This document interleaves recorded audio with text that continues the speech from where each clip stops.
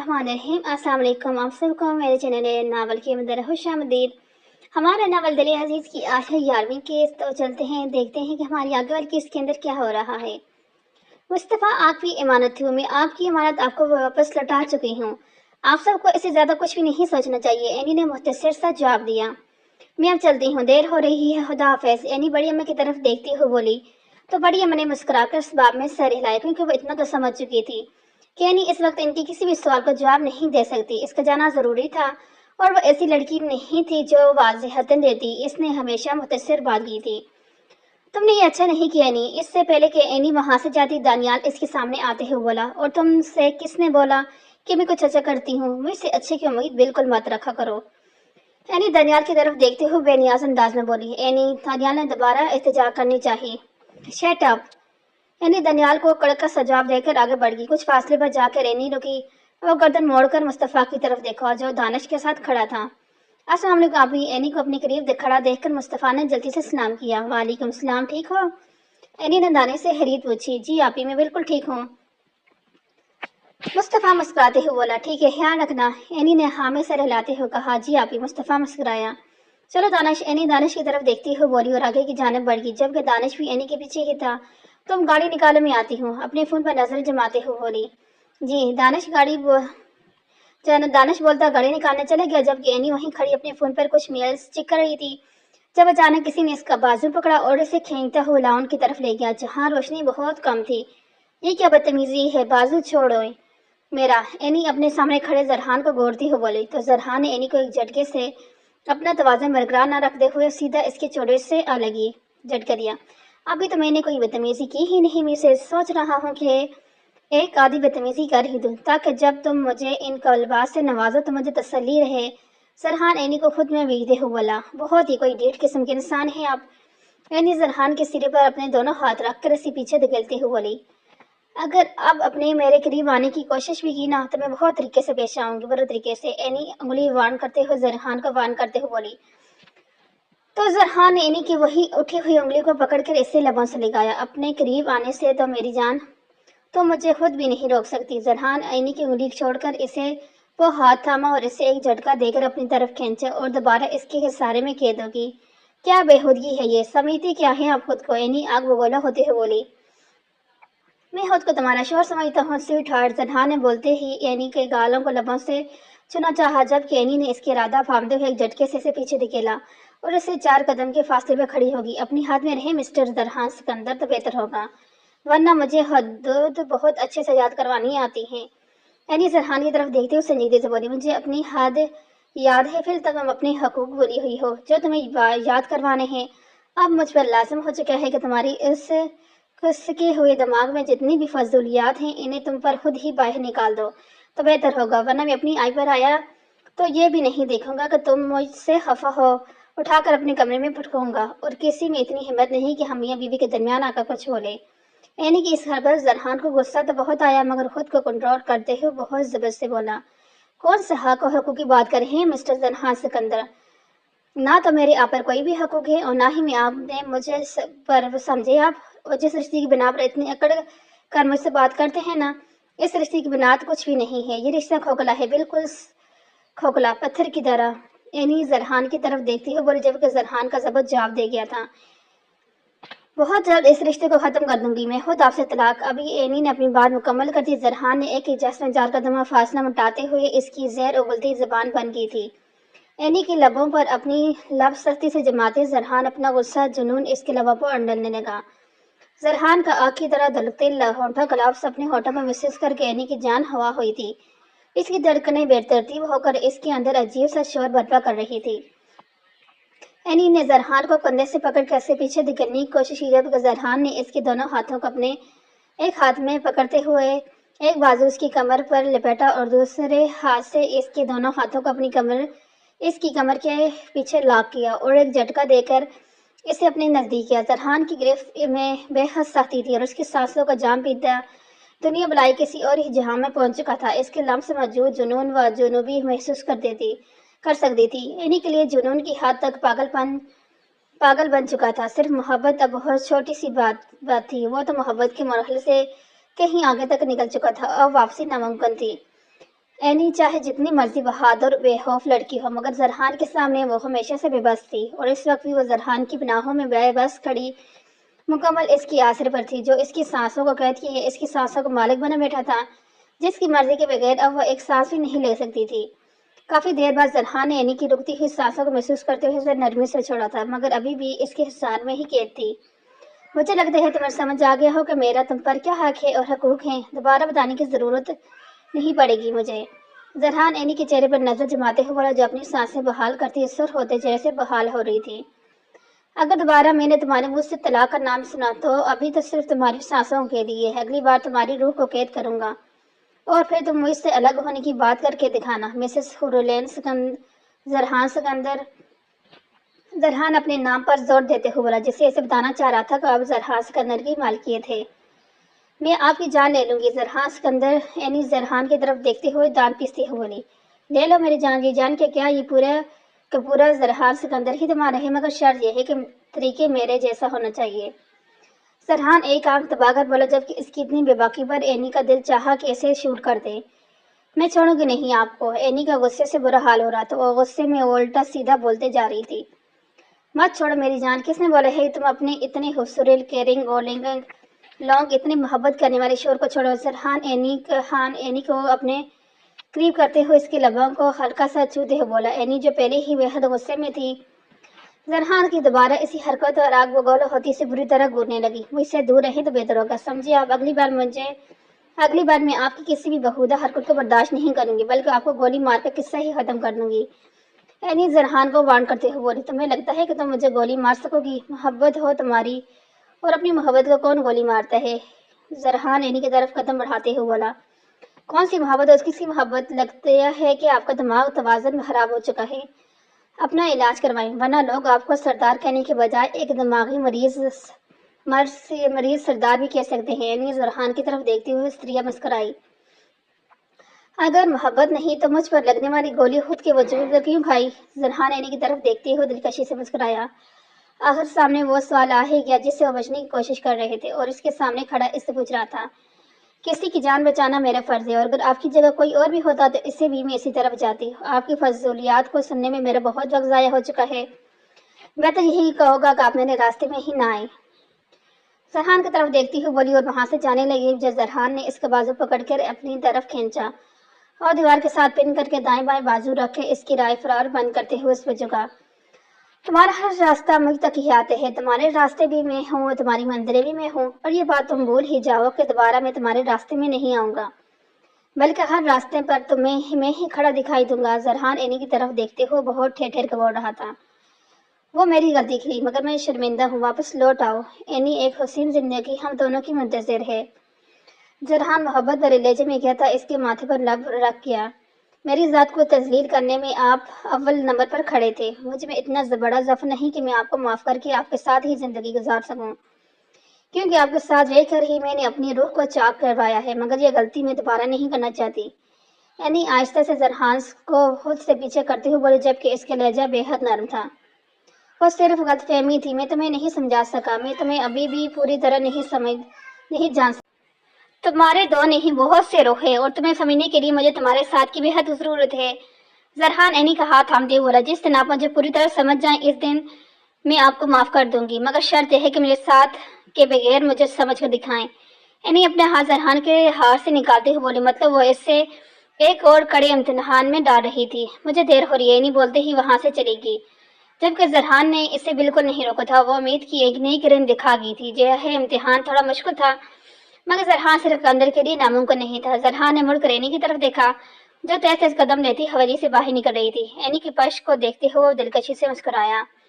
ارحم اپنے کمرے میں بیٹھا اپنے لیپ ٹاپ اپنی گود میں رکھے اپنے آفس کے کام میں مصروف تھا، جب اس کے کمرے کا دروازہ ناک ہوا۔ اپنے لیپ ٹاپ سے نظریں ہٹائے بغیر اس کے باہر کھڑے شخص کو اندر آنے کی اجازت دی تو فاریہ دروازہ کھولتے ہوئے اندر داخل ہوئی۔ آپ کی چائے؟ فاریہ ارحم کے قریب کھڑے ہوتے ہوئے بولی، تو ارحم نے لیپ ٹاپ سے نظریں ہٹا کر فاریہ کی طرف دیکھا۔ اسے یاد تھا کہ کمرے میں آنے سے پہلے وہ بول کر آیا تھا کہ کمرے میں اسے چائے پہنچائی جائے، مگر چائے فاریہ لے کر آئے اسے اندازہ نہیں تھا۔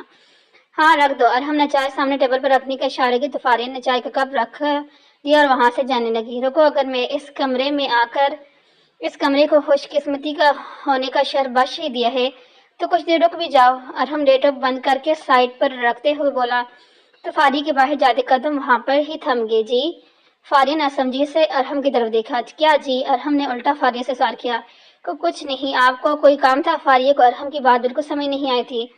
ایسا لگا شاید ارحم کو اس سے کوئی کام ہو، اس لیے سے پوچھ رہا ہے۔ ہاں بتاتا ہوں، ادھر ہٹو۔ ارحم فاریہ کو صوفے پہ بیٹھنے کا اشارہ کرتے ہوئے بولا تو فاریہ جو چھوٹے چھوٹے قدم اتارتی ہوئی صوفے پر ارحم کے کچھ فاصلے پر جا کر ٹک گئی۔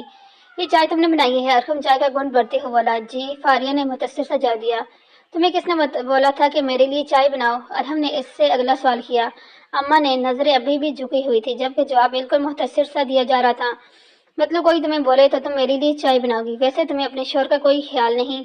ارحم فاریہ کی طرف دیکھتے بولے۔ جی؟ فاریہ نے جی کو خاصا لمبا کھینچا تھا۔ جی ہاں جی۔ ارحم بھی اسی کے انداز میں بولا تو فاریہ چپ سی گئی جبکہ ارحم نے اپنی مسکراہٹ دبا کر کپ ٹیبل پر رکھا اور تھوڑا سا گھسک کر فاریہ کے نزدیک ہو کر بیٹھا۔ آپ کا کام؟ فاریہ نے پیچھے گھسنا چاہا مگر بیچاری جاتی کہاں جو پہلے ہی صوفے کے آخر پہ بیٹھی تھی۔ ہاں وہ میرا کام یاد آیا، ارحم نے بولتے ہوئے ساتھ ہی فاریہ کی کمر میں ہاتھ ڈال کر ایک جھٹکے سے اسے اپنی جانب کھینچا جبکہ فاریہ کی سانسیں تو اس کے حق میں ہی اٹک گئی تھی۔ بھاگتی کیوں ہو مجھ سے؟ ارحم فاریہ کو مزید قریب کرتے ہوئے بولا۔ میں تو نہیں بھاگتی، فاریہ ہلکاتے ہوئے بولی۔ انسان بن کے بیٹھو، کھا نہیں جاؤں گا تمہیں۔ ارحم فاریہ کے دونوں ہاتھوں کو اپنے ہاتھ سے پکڑتے ہوئے بولا جو مسلسل چلا رہی تھی۔ آپ کا کیا بھروسہ؟ فاریہ صرف سوچ ہی سکتی تھی۔ اچھی بات ہے، اس معاملے میں تمہیں میرا بالکل بھروسہ نہیں کرنا چاہیے۔ ارحم بولا تو فاریہ سپاٹ کر ارحم کی طرف دیکھے۔ اسے کیسے پتا چلا فاریہ یہ کیا سوچ رہی ہے؟ فاریہ حیران ہوئی۔ اتنا حیران ہونے کی ضرورت نہیں، مجھے پتا ہے تم کیا سوچتی ہو۔ صرف سوچتی ہی نہیں ہو، تم تو ساتھ میں بڑبڑاتی ہو، تمہیں لگتا ہے کہ صرف سوچ رہی ہو۔ ارحم فاریہ کی طرف دیکھتے ہوئے بولا تو فاریہ نے سختی سے اپنی آنکھیں بند کر کے دوبارہ کھولی تھی۔ ایک تو اس کی یہ عادت بہت بری تھی، اسے خود بھی پتا نہیں چلتا تھا کہ وہ کیا بول رہی ہے بلکہ بڑبڑا گئی تھی۔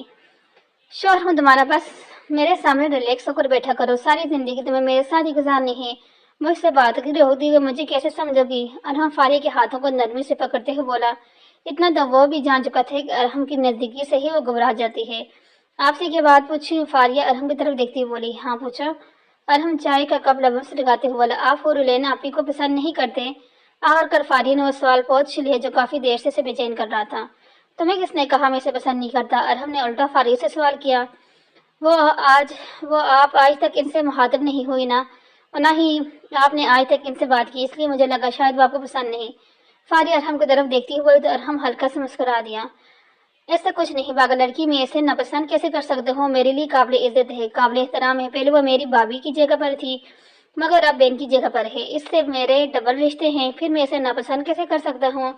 ہاں کبھی مخاطب ہونے کا موقع نہیں ملا، کبھی بات نہیں کی اس سے، مگر ہرگز یہ مطلب نہیں کہ مجھے وہ پسند نہیں۔ ارحم نے مسکراتے ہوئے جواب دیا تو فاریہ کا چہرہ کھل اٹھا، یعنی وہ جو سوچ رہی تھی وہ غلط تھا۔ آپ سچ بول رہے ہیں؟ فاریہ ارحم کی طرف دیکھتی ہوئی بولی اور ارحم نے مسکراتے ہوئے حامد سر ہلایا۔ آپ کو پتہ ہے وہ بہت اچھی ہے، اتنا کچھ ہونے کے بعد بھی مجھے اور لائبہ کو انہوں نے کچھ بھی نہیں بولا۔ کاش بھائی اور بھابھی کی ناراضگی ختم ہو جائے اور سب کچھ پہلے کی طرح بالکل ٹھیک ہو جائے۔ فاریہ چہرہ لٹکاتے ہوئے بولی۔ ہو مایوس نہیں ہوتا، سب ٹھیک ہو جائے گا، دعا کرتی رہا کرو۔ فاریہ کو لٹکا ہوا چہرہ دیکھ کر ارحم نے اسے پیار سے سمجھایا تو فاریہ مسکرا کر ثواب میں سر ہلایا۔ وہ میں اب جاؤں؟ فاریہ ارحم کی طرف دیکھتی ہوئی بولی تو ارحم نے چائے کا آخری گھونٹ بھر کر خالی کپ سامنے ٹیبل پر رکھا اور فاریہ کی طرف دیکھا جو اسی کی طرف دیکھ رہی تھی۔ ابھی اتنی بھی کیا جلدی ہے، کوئی دیر بعد چلی جانا۔ ارحم فاریہ کو کھینچ کر اپنے نزدیک کرتے ہوئے بولا۔ اس معاملے میں وہ بالکل بے بس تھا، اس کا دل اس کی بالکل نہیں سنتا تھا۔ مجھے نیند آ رہی ہے، لائبہ کمرے میں انتظار کر رہی ہوگی، فاریہ نے گھبراتے ہوئے وجہ بتائی کیونکہ ارحم کے بدلے بدلے تیور اسے گھبرانے پر مجبور کر رہے تھے۔ میری نیند اڑا کر تمہیں نیند آ رہی ہے؟ ارحم اپنا ناک فاریہ کے گلابی رخسان پر رگڑتے ہوئے بولا۔ کیا مطلب؟ فاریہ کے ہوش اڑ رہے تھے ارحم کی اتنی نزدیکی پر۔ مطلب تو تمہیں میں رک سکتی، بات ہم جاؤں گا، ابھی تمہارے دماغ میں یہ بات نہیں بیٹھنی، اس لیے ابھی تم جاؤ، اس سے پہلے کہ میں ارحم بھی اپنی بات مکمل کرتا۔ فاریہ جھٹکے سے اٹھی اور جلدی سے کمرے سے نکلی جبکہ اپنے پیچھے سے اس نے ارحم کا زوردار کہہ سنائی دیا تھا۔ گاڑی اپنی منزل کی طرف رواں تھی۔ دانش ڈرائیونگ کر رہا تھا جبکہ اینی فرانس سیٹ پر آنکھیں مونڈے سیٹ کی پائٹ سے سر ٹکائی بیٹھی تھی۔ اس کی سوچا ہوا مرکز صرف زرحان تھا۔ آج وہ کتنے حق سے اس کے نزدیک آیا تھا اور یہ وہ رشتہ تھا جسے چاہ کر بھی اینی جھٹلا نہیں سکتی تھی۔ کیونکہ اس نے زرحان سے سچی محبت کی تھی، سچے جذبوں کے ساتھ، مگر زرحان کی تذلیل اسے نہیں بولتی۔ دل کہتا تھا اس موقع پر، وہ دماغ کہتا تھا کہ کیسے اسے میں دوبارہ موقع دیا جائے۔ جس نے پہلے ہی دھتکارا ہو دیا ہو وہ تھا کہ بھی شیرازی سکندر کا بھتیجا، ان کا خون تھا۔ جب شیرازی سکندر نے کبھی اسے قبول نہیں کیا، کبھی اسے اپنی اولاد نہیں سمجھا، ہاں ویشے سے دھتکارا ہی تھا، تو اس کے بھتیجے سے کیا توقعات رکھی جا سکتی تھی؟ وہ تو ایک برا ایسا کر بھی چکا تھا۔ یہ سب سوچتے ہوئے اینی نے جھٹکے سے آنکھیں کھولی۔ میم آپ ٹھیک ہیں؟ دانش ایک نظر اینی کی طرف دیکھتے بولا۔ تو اس وقت ڈیوٹی پر نہیں ہو؟ دانش اینی سڑک پر نظر جماتے ہوئے بولی۔ اوہ سوری آپی، آپ ٹھیک ہیں؟ دانش نے فوراً اپنا فکرہ درست کیا۔ ہاں میں بالکل ٹھیک ہوں، تم سے ایک ضروری بات کرنی تھی مجھے۔ اینی دانش کی طرف دیکھتے ہوئے بولی۔ جی آپی بولیں، آپ کچھ پوچھ کیوں نہیں ہیں؟ بس آپ حکم کیا۔ دانش مسکراتے ہوئے بولا۔ فاطمہ کو پسند کرتے ہو تم؟ اینی بولی تو گاڑی ڈرائیو کرتے ہوئے دانش کے ہاتھ ایک دم رکے، مگر وہ فوری خود پر قابو پا گیا۔ جی ابھی بس اچھی لگتی ہے، دانش ہلکا سا مسکراتے ہوئے بولا، کیونکہ وہ بات کو گول مٹول کر گیا تھا۔ اینی کو پوچھنے کے اندر سے ہی سے معلوم ہو گیا کہ اینی فاطمہ سے دانش کی محبت کے بارے میں سب کچھ جانتی ہے۔ اچھی لگتی ہے، محبت کرتے ہیں اس سے؟ اینی دانش کو مشکوک نظروں سے دیکھتی بولی۔ آپ ہی بس اچھی لگتی ہے، پسند ہے، اب آپ مجھے چھیڑیں تو نہ۔ دانش اپنے بالوں میں ہاتھ پھیرتے ہوئے تو اینی بے اختیار مسکرا اٹھی۔ بات کرو کل آنٹی سے اور جلدی رشتہ بھجواؤ۔ فاطمہ کے گھر میں خود بھی اس کے ماموں سے بات کروں گی اور جلد ہی تم دونوں کی شادی بھی کروا دیں گے۔ اینی مسکراتے ہوئے بولی۔ آپ ہی آپ سے ایک بات پوچھوں، آپ کو اس سب کے بارے میں کیسے پتہ چلا؟ میں نے تو کبھی آپ سے اس کے بارے میں ذکر نہیں کیا۔ دانش نے وہ سوال کر ہی لیا جو وہ پوچھنا چاہ رہا تھا۔ میرے ناک کے نیچے تم پیار کھیل رہے تھے اور مجھے بتانا تک پسند نہیں کیا۔ بیٹا شاید تم یہ بھول رہے ہو، تمہاری رگ رگ سے واقف ہوں، میں تمہارے پل پل کی خبر سے واقف رہتی ہوں۔ پھر یہ تم کیسے پوچھ سکتے ہو مجھے سب کے بارے میں کیسے پتہ چلا؟ اینی کے بولنے پر بیچارہ شرمندہ ہو گیا۔ اب شرمندہ ہونے کے کوئی فائدے نہیں، تو تم سے امید رکھی رہی تھی کہ تم مجھے خود بتاؤ گے، مگر تم نے تو ایک بار بھی ذکر نہیں کیا۔ اینی اپنے فون پر نظر جماتے ہوئے بولی۔ آپ ہی وہ بس میں بتانے ہی والا تھا۔ دانش کو بہت شرمندگی محسوس ہو رہی تھی۔ کب جو شادی کر لیتے اور 4 بچے پیدا کرنے کے بعد آ کر مجھے خوشخبری دیتے۔ جی مبارک ہو، آپ کی پھوپھو بنی ہیں۔ اپنی مسکراہٹ دباتے ہوئے مصنوعی سنجیدگی سے بولی۔ نہیں آپ ایسی بات نہیں ایسی باتیں کر رہی ہیں۔ آپ میری زندگی میں امی اور آپ کے علاوہ ابھی تک کوئی اس مقام پر نہیں پہنچا کہ میں آپ کو بتائے بغیر کچھ کروں۔ میں تو بس اس لیے جب تھا کہ کیونکہ کام ہی بہت تھا اور اس دوران آپ سے بات کرنے کا موقع ہی نہیں ملا، ورنہ آئی سوئے میں آپ کو ہی بتانے والا تھا۔ اچھا ٹھیک ہے، زیادہ وضاحتیں مت دو اور یہ لوکیشن ٹریس کرو، ہمیں یہاں پہنچنا ہے۔ اینی دانش کی طرف اپنا فون بڑھاتے ہوئے بولی تو دانش نے فون تھام کر لوکیشن ٹریس کی اور اپنی گاڑی کی جانب بڑھائی۔ حارث سیڑھیاں ادھر کر نیچے آ رہا تھا جب اس کی نظر منہ پھیلا کر بیٹھی لائبہ پر پڑی۔ اس کا منہ دیکھ کر معلوم ہو رہا تھا جیسے اس نے تازہ اپنی عزت افزائی کروائی ہے، اور اس کی عزت افزائی کرنے والی شخصیت اس گھر میں ایک ہی تھی، وہ تھی زینت بیگم۔ کیا ہوا؟ منہ پھیلا کر کیوں بیٹھی ہو؟ حارث لائبہ کے قریب جاتے ہوئے بولا۔ اس گھر میں مجھ سے کوئی پیار ہی نہیں کرتا، مجھے کوئی کچھ سمجھتا ہی نہیں۔ لائبہ نفی میں سر ہلاتے ہوئے بہت افسوس سے بولی، جب کہ حارث کو اس کی بات بالکل بھی سمجھ نہیں آئی۔ اب تم کچھ بتاؤ گی کہ نہیں؟ حارث اس نکٹنگی کو بولا۔ میں آپ کو بتاؤں، اس گھر میں کوئی مجھے آنکھ دکھاتا ہے تو کوئی مجھے غصہ دکھاتا ہے اور کوئی مجھے جوتی دکھاتا ہے۔ اب میں معصوم کہاں سے جاؤں؟ لائبہ رونے والی شکل بناتے ہوئے بولی، جب کہ آنکھیں دکھانے والی بات اور حارث نے اسے مزید گورا، کیونکہ آنکھیں دکھانے والا فرد ہی وہی تھا، جبکہ غصہ دکھانے کے بارے میں اسے معلوم نہیں تھا، اور جوتی دکھانے والی زینب بیگم تھی۔ اس گھر میں میری کون سنتا ہی نہیں ہے، مجھے کچرے کے ڈبے سے اٹھا کر لائے ہوئے ہیں یہ لوگ۔ لائبہ آنکھوں میں نمی لیے دکھ بھرے لہجے میں بولی، میں نے تو پہلے ہی کہا تھا کہ تمہیں کچرے کے ڈبے سے اٹھا کر لایا گیا ہے، مگر ایک تم ہی تھی جو نہیں سنتی تھی۔ چلو شکر ہے آج تمہیں یقین ہو گیا۔ حارث اپنی مسکراہٹ دباتے ہوئے بولا۔ تو اپنا رونا دھونا بول کر لائبہ نے اس سے بری طرح گھورا۔ آپ کے کہنے کا مطلب کیا ہے؟ اگر آپ میرے دکھ میں میرے ساتھ نہیں دے سکتے تو میرے زخموں پر نمک بھی مت چھڑکیں۔ لائبہ حارث کو آنکھیں دکھاتے ہوئے بولی، تمہارے دکھ میں شامل ہو جاؤں؟ پہلے مجھے اپنے دکھ تو بتاؤ۔ حارث لائبہ کی طرف دیکھتے ہوئے بولا، میں آپ کو کیا بتاؤں؟ آپ نہیں سمجھیں گے۔ صرف ایک چیز بولی تھی اماں سے کہ مجھے کھیر بنا دیں، بس اتنا بولنا تھا۔ اور انہوں نے کیا بولا کہ تمہارے باپ نے مجھے نوکر نہیں رکھا ہوا، مطلب میری کوئی عزت ہی نہیں۔ فاریہ کو بولتی ہے اور اس کی فرماندار بیٹی ہے، جبکہ میری اتنی بڑی قربانی دینے کے باوجود انہیں یقین نہیں ہوا کہ میں ان کی فرماندار بیٹی ہوں۔ لائبہ اپنے مصنوع آنسو صاف کرتے ہوئے، کون سی قربانی، کون سی فرمانداری؟ لائبہ کی بات حارث کے سر پر سے گزر گئی۔ چھوڑیں، آپ نہیں سمجھیں گے، میری قسمت ہی ایسی ہے، مجھ سے کوئی پیار ہی نہیں کرتا۔ لائبہ بولتی ہوئی سیڑھیوں کی جانب بڑھ گئی۔ جبکہ حارث حیرانگی سے اس کی آفت کو جاتے ہوئے دیکھ رہا تھا۔ پتہ نہیں کیا خاکہ پیدا کی ہے اسے چاچی نے۔ حارث کو سمجھ نہیں آ رہا تھا اس کی باتوں پر ہنسے یا افسوس کرے۔ اپنا سر جھٹکتے ہوئے باہر کی جانب بڑھ گیا، جبکہ اس کے دماغ میں دوبارہ لائبے کی باتیں گردش کرنے لگی۔ نوٹنکی کہیں کی، سیدھی طرح بول دیتی کہ اسے کھیر کھانی ہے، اتنی لمبی داستان سنانے کی کیا ضرورت تھی۔ حارث خود سے بڑبڑایا اور پھر خود ہی مسکرا دیا۔ یہ ساٹھ زیڈ ایم کمپنی کے سامنے تھی، جو کہ ظہیر کی کمپنی کے سامنے جو کراچی میں تھی، اور معلومات کے مطابق یہاں پر باہر کے ملکوں سے آنے والی ادوات کو چیک کر کے پاکستان میں سپلائی کرنے کا کام ہوتا تھا، مگر یہاں پر یہ چیز صرف بناوٹی تھی۔ دکھائی جانے والی کمپنیوں میں یہ اول تھا اور اندر ان لیگل کام کیے جاتے تھے، اور ان چیز کا اینی کے پاس مکمل پروف موجود تھا۔ اور کچھ دیر میں اینی اپنی ٹیم کے ساتھ اس کمپنی کو سیل کر چکی تھی۔ اینی سامنے نہیں گئی تھی، یہ کام اس کے آفیسر نے سر انجام دیا تھا، کیونکہ اینی ایک سیکرٹ ایجنٹ تھی اور وہ دنیا کے سامنے نہیں آ سکتی تھی۔ اسے جو بھی کرنا تھا اپنے آفیسر کی آڑ میں ہی کرنا تھا۔ وہ اپنے آفیسر کو گائیڈ کرتے ہوئے اینی نے اس کام میں بھی کامیابی حاصل کی تھی۔ اس وقت آفیسر اس کمپنی کے منیجر اور اس کی کمپنی کے کام کرنے والے تمام لوگوں کو گرفتار کر رہے تھے، جبکہ اینی کو ایک اور جگہ بھی جانا تھا۔ اس لیے اس نے آفیسر کو کچھ تاکید کرتے ہوئے دانش کے ساتھ وہاں سے چلی گئی۔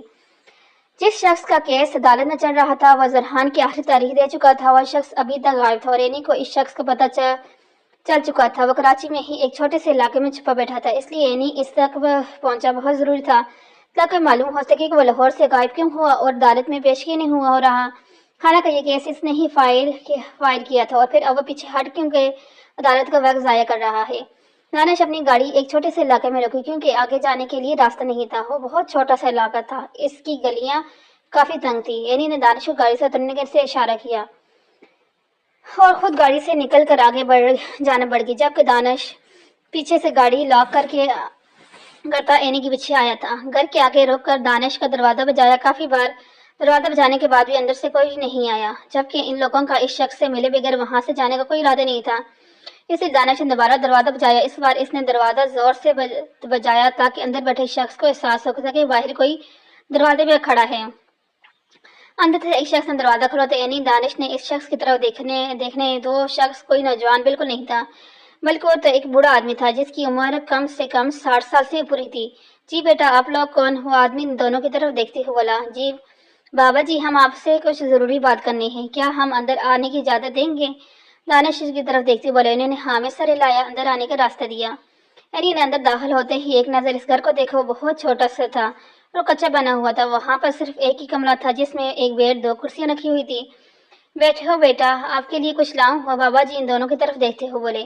نہیں بابا جی، ہمیں آپ سے کوئی ضروری بات کرنی ہے، آپ بیٹھے۔ اینی ان کی طرف دیکھتے ہوئے بولی تو وہ ان کے سامنے ہی بیٹھ گیا۔ آپ نے ایک کیس فائل کروایا تھا، اس تمام تاریخوں میں آپ عدالت آتے رہے ہیں، اور جس کے خلاف آپ نے کیس فائل کیا تھا اس کے خلاف کیسے لڑتے رہے، اور آخری تاریخ پر آپ غائب ہو گئے۔ آپ نے کیس لڑنے سے انکار کر دیا، اس کے پیچھے کیا وجہ ہے؟ کیا آپ کو معلوم ہے کہ اس کیس کی آخری تاریخ دوبارہ دی گئی ہے؟ اس جج نے اس کیس کو مزید آگے بڑھا دیا کیونکہ وہ آپ کے منتظر ہیں اور آپ عدالت میں پیش ہی نہیں ہو رہے۔ کیا ہمیں وضاحت دیں گے؟ اینی ان کی طرف دیکھتے ہوئے سنجیدگی سے بولی۔ بیٹا، آپ لوگ کون ہیں اور مجھ سے یہ سب کیوں پوچھ رہے ہیں؟ ہم آفیسر ہیں بابا جی، جن کے خلاف آپ نے کیس فائل کیا ہے۔ ابھی ہم انہی کی کمپنی کو سیل کر کے آ رہے ہیں۔ اب ہم آپ سے یہ امید رکھتے ہیں کہ آپ ہمیں سچ بتائیں تاکہ ہم کوئی سنگین قدم اٹھا سکیں، کیونکہ آپ کو غیر حاضری کی وجہ سے اس جج پر بھی جان لیوا حملہ کیا گیا ہے، جس جج نے آپ کی تاریخ کو آگے بڑھا دیا۔ دانش نے اس کی تفصیل بتائی تاکہ اسے کیا بھی سچ بول دے۔ یہ کیا بول رہے ہو آپ؟ ان کی اور اپنی پوتی کی جان کی خطرے میں ہے تو میں پیچھے ہٹ گیا تاکہ وہ لوگ اسے جج کو ہماری پوتی کو نقصان نہ پہنچا سکیں۔ دانش کی بات سن کر وہ کافی پریشان ہو گئے۔ کیا مطلب آپ کا بابا جی؟ کیا آپ ہمیں تفصیل بتا سکتے ہیں؟ اینی بابا جی کی طرف دیکھتے ہوئے تو انہوں نے ہامے سر ہلائے اور ساری تفصیل بتانے لگا۔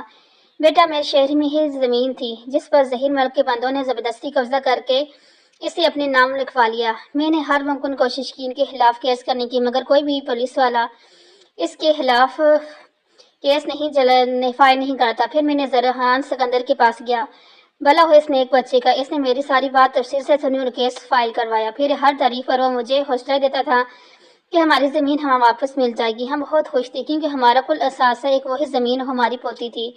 ہمارا بیٹا بہو کب کے دنیا سے رخصت ہو چکے تھے۔ جس دن اس کیس کی آخری تاریخ دی گئی تھی اس دن راستے سے ہی میری پوتی کو اغوا کر لیا گیا اور مجھے دھمکی دی گئی کہ اگر میں نے یہ کیس مزید لڑا تو میری پوتی کو جان سے مار دیں گے۔ مجھے اپنی پوتی زمین سے زیادہ پیاری تھی، اس لیے جیسے جیسے وہ بولتے کہ میں ویسے ویسے کرتے وہ لوگ مجھے یہاں کراچی لے آئے اور ایک آبادی میں لا کر بند کر دیا، پھینک دیا اور میری پوتی کو میرے پاس چھوڑ دیا، اور یہ دھمکی دی کہ اگر میں نے کسی کو بھی اس بارے میں بتایا آہی تاریخ کو عدالت میں پیش ہوا تو صرف میری پوتی کو ہی نہیں بلکہ اس جج کو بھی جان سے مار دیں گے۔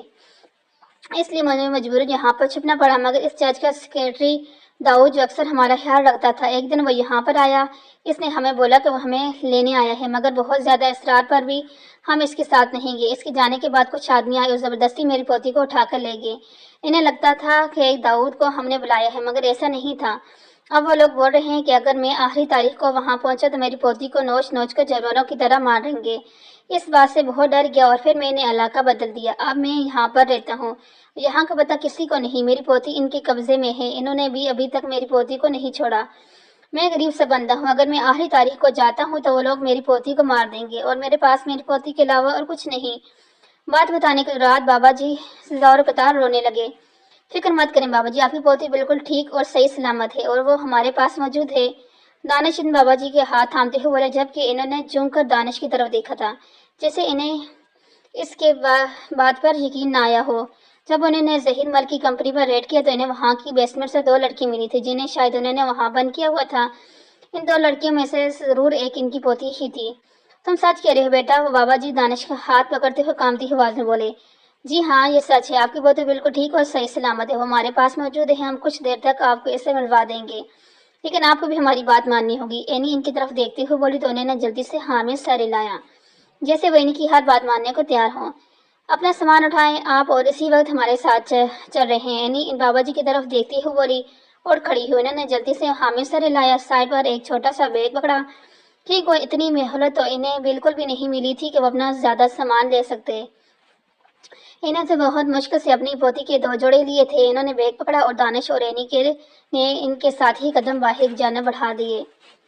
اس وقت کمرہ عدالت میں ہلچل مچی تھی کیونکہ کچھ ہی دیر میں جج نے فیصلہ سنا تھا، کیونکہ آج کیس کی آخری تاریخ تھی اور ہر حال میں اس کیس کا آج فیصلہ سنا دیا جانا تھا، اور سب وہاں پر موجود جج کے منتظر تھے۔ جب انہیں خبر ملی کہ جج کمرہ عدالت میں داخل ہونے والے ہیں تو سب نے خاموشی اختیار کر لی اور سیدھے ہو کے بیٹھ گئے۔ زرحان چلتا ہوا کمرہ عدالت میں داخل ہوا۔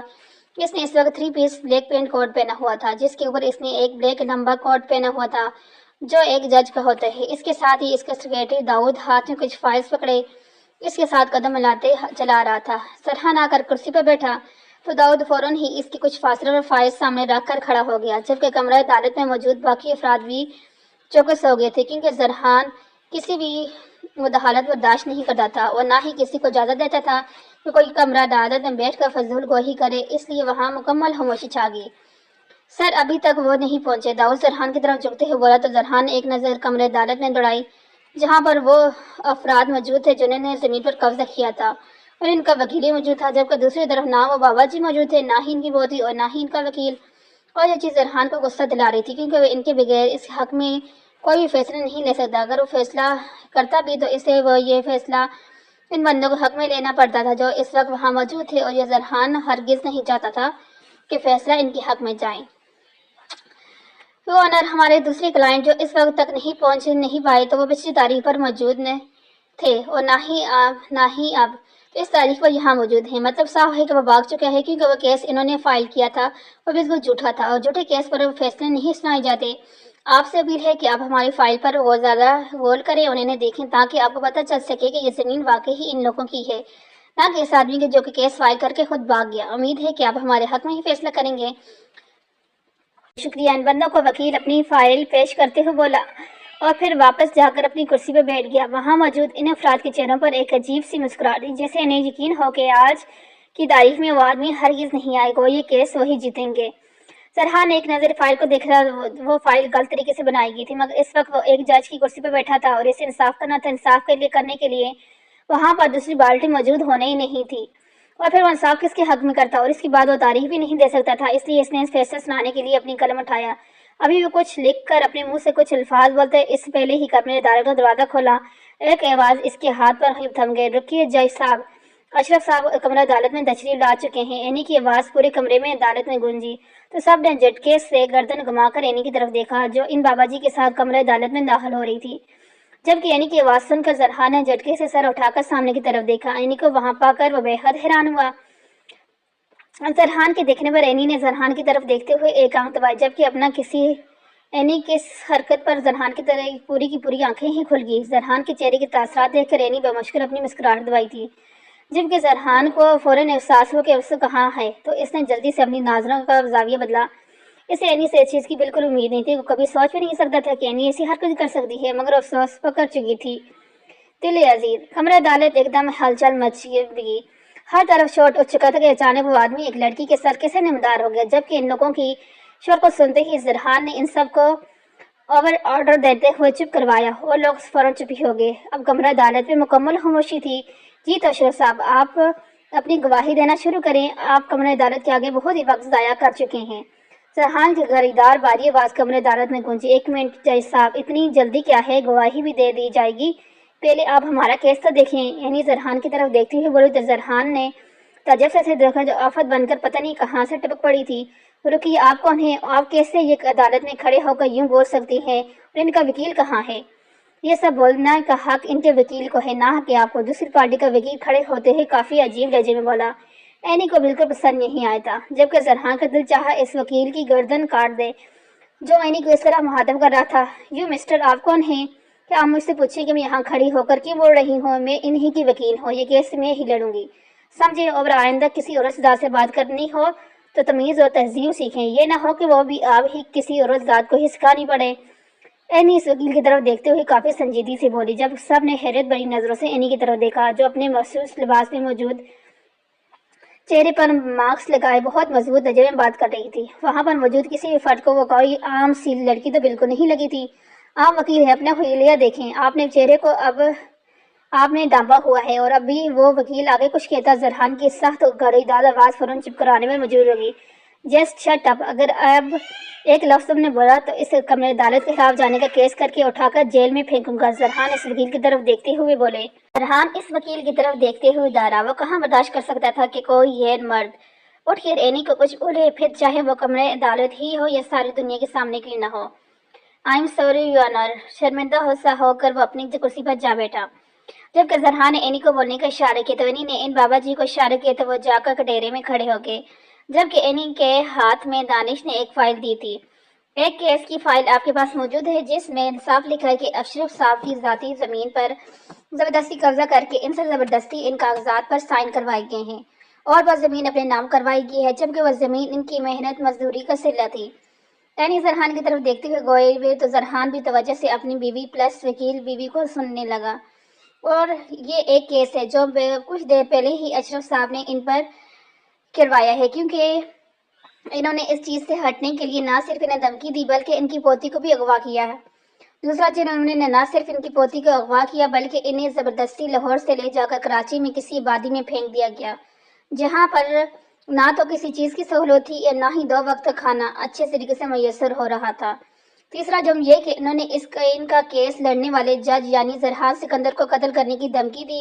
इन्होंने बोला कि अगर वो आखिरी तारीख पर कोर्ट पहुंचकर गवाही देते हैं तो वो केस लड़ते हैं तो ना सिर्फ इनकी पोती को बल्कि जरहान सिकंदर को भी जान से मार दिया जाएगा और इनकी पोती को नोच नोच कर जानवरों की तरह मारा जाएगा। इनको चौथा जुर्म यह है कि इन्होंने इनकी पोती को दोबारा अगवा किया और अगवा करके एक बेसमेंट में फेंक दिया, जहाँ पर 3 दिन से वो बच्ची भूखी प्यासी रही और आज वो बच्ची हमें वहाँ से बेहोश मिली। एनी बेहद सख्त लहजे में बोल रही थी। इसके लहजे में ज़रा लचक नहीं थी, ज़रा खौफ नहीं था, ज़रा हिचकिचाहट नहीं थी। वो बेखौफ होती पूरे कमरे अदालत के सामने इन लोगों के पोल खोल रही थी, जबकि आदमी हक्का पक्का बैठे बार बार अपने माथे पर आने वाले पसीने पूंछ रहे थे, क्योंकि अब इनका अंजाम बहुत बुरा होने वाला था। तो ये रहे सारे सबूत आपके सामने।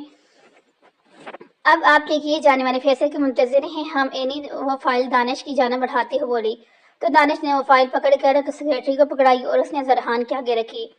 जरहान ने वो फाइल खोल कर एक नज़र देखा। यकीनन कुछ एनी ने बोला था वो 100% सही था और वह सबूत इतने हालत से पक्के थे कि इन लोगों का वहाँ से बच कर निकलना नामुमकिन था। वह हजार जतन कर भी लेते तब भी वहाँ से नहीं निकल सकते थे। तमाम सबूतों और गवाहों के मद्देनजर रखते हुए अदालत ये फैसला करती है कि शराफत अहमद को इनकी ज़मीन बाइज्जत वापस लौटाई जाए, जबकि असगर और इनका काम में मबलूस तमाम अफराद को 10 साल कैद और 50 लाख जुर्माना देने सजा सुनाई है। जरहान अपना फैसला सुनाते ही अपनी कलम तोड़ दी, जबकि कटहरे में खड़े अशरफ अहमद बेतहाशा खुश होते हुए اینی کی طرف دیکھا جس نے مسکراتی آنکھوں سے انہیں دیکھ کر پلکیں جھکا کر انہیں تسلی دی۔ اینی نے انہیں کٹہرے میں کھڑا ہونے کا تو کہہ دیا تھا مگر اس نے انہیں ایک لفظ نہیں بولنے دیا۔ اتنی صفائی سے ان کا کیس لڑا کہ انہیں انصاف بھی دلا دیا اور یہ کسی چیز کے لیے اہم ہوتی ہے نہ ہوتی مگر اشرف احمد صاحب کے لیے بہت اہم تھی۔ چلو دانش بہت دیر ہو چکی ہے، اینی دانش کی طرف دیکھتی ہوئی بولی اور پھر وہ دونوں ہی وہاں سے نکل گئے جبکہ زہرا نے اینی کو جاتے ہوئے بہت غور سے دیکھا۔ بیٹا بات سننے ابھی اینی کورٹ سے باہر نکل رہی تھی جب اسے اپنے پیچھے سے اشرف احمد کی آواز سنائی دی۔ اس نے مڑ کر پیچھے دیکھا تو اشرف صاحب اسی کی جان مار رہے تھے۔ بیٹا بہت بہت شکریہ، مجھے سمجھ نہیں آ رہی کہ میں آپ لوگوں کا کیسے شکر ادا کروں۔ آپ لوگوں نے مجھے انصاف دلا کر میری اور میری پوتی کی آنے والی زندگی آسان بنا دی۔ مجھے سمجھ نہیں آ رہا کہ خدا کے بعد میں آپ کا شکر کیسے ادا کروں۔ اشرف صاحب اینی کی طرف دیکھتے ہوئے نیم آواز میں بولے تو اس نے مسکرا کر ان کی طرف دیکھا اور بولی آپ میرے بابا کی جگہ پر ہیں اور آپ کی ایک پوتی بھی ہے، یقیناً وہ آپ کو اپنی بیٹی سے بھی زیادہ عزیز ہوگی۔ آپ بس یہ سمجھ لیں کہ آپ کو کسی غیر نے نہیں بلکہ آپ کی بیٹی نے انصاف دلایا ہے۔ اینی ان کی طرف دیکھتی ہوئے مسکرائی۔ یہ میرا کارڈ ہے، اس پر میرا نمبر موجود ہے جو 24 گھنٹے آن رہتا ہے۔ اگر اب آپ کو زندگی میں کبھی بھی کوئی بھی مشکل درپیش ہو یا میری ضرورت پڑے تو آپ مجھے ضرور یاد رکھیے گا، مجھے بہت خوشی ہوگی۔ اینی نے ان کی طرف اپنا کارڈ بڑھاتے ہوئے تو انہوں نے وہ کارڈ پکڑ لیا۔ ٹھیک ہے بابا جی، ہم چلتے ہیں، بہت سے کام ہے کرنے والے، دعا میں یاد رکھیے گا۔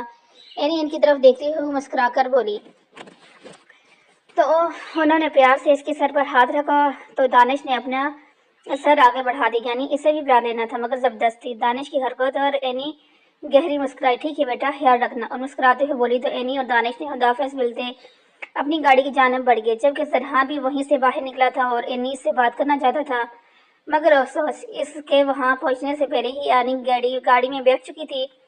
اس سے پہلے کہ زرحان تک پہنچتا دانش گاڑی کورٹ کے گیٹ سے باہر نکال چکا تھا۔ سر آپ ٹھیک ہیں؟ داؤد زرحان کے قریب کھڑے ہوتے ہوئے بولا ہاں میں ٹھیک ہوں، گاڑی نکالو، حویلی پہنچنا ہے۔ زرحان داؤد کی طرف دیکھتے ہوئے بولا تو اس نے گارڈ کو اشارہ کیا کہ 1 منٹ میں گاڑی زرحان کے سامنے کھڑی تھی۔ زرحان گاڑی میں بیٹھا تو گارڈ بھی اپنی گاڑی میں بیٹھ گئے اور زرحان کی گاڑی حویلی کی جانب رواں ہوگی جبکہ اس کے مخالفوں کی گاڑیاں بھی آگے پیچھے ہی تھی۔ ارحم بھی اپنے آفس سے نکلا ہی تھا جب آگے سگنل پر اسے رکنا پڑا۔ سگنل کھلنے کا انتظار کر رہا تھا جب اس کی گاڑی کا شیشہ بجا۔ اس نے شیشہ نیچے کیا تو سامنے ایک بچہ کھڑا تھا۔ اس کے ہاتھ میں بہت سے گجرے ایک ڈنڈا نما چیز میں قطاروں سے لگے ہوئے تھے۔ وہ گلاب کے گجرے تھے اور بہت خوبصورت لگ رہے تھے۔ السلام علیکم صاحب جی، یہ گجرے لینا پسند کریں گے؟ وہ بچہ ارحم کو گجروں کی طرف اشارہ کرتے ہوئے بولا۔ گلاب کے گجروں کو دیکھتے ہی بے اختیار ارحم کو فاریہ کا چہرہ یاد اپنے ذہن میں ابھرتا ہوا دکھائی دیا۔ گلاب کے پھولوں کی دیوانی تھی، یوں کہا جائے تو بہتر ہوگا۔ اس سے گلاب کے پھولوں سے عشق تھا، جان بستی تھی اس کے ان گلاب کے پھولوں میں۔ ہاں کیوں نہیں، دے دو۔ ارحم اس بچے کی طرف دیکھتے ہوئے بولا تو اس نے جلدی سے 2 گجرے ایک شپر میں ڈال کر ارحم کی جانب بڑھائے تو ارحم نے مسکراتے ہوئے گجرے پکڑ لیے۔ اسکول پڑھتے ہوئے ارحم نے اپنا والٹ نکالتے ہوئے اچھا جی میں اسکول پڑھتا ہوں، آج کل اماں تھوڑی بیمار ہے اور ان کی جگہ کام پر میں آ رہا ہوں، ورنہ میں تو روز اسکول جاتا ہوں۔ اسکول سے آ کر کسی ٹائم پر یہاں پر اماں کے حصے کا کام کر لیتا ہوں تاکہ ہم لوگ پیٹ بھر کے کھانا کھا کے سو سکیں۔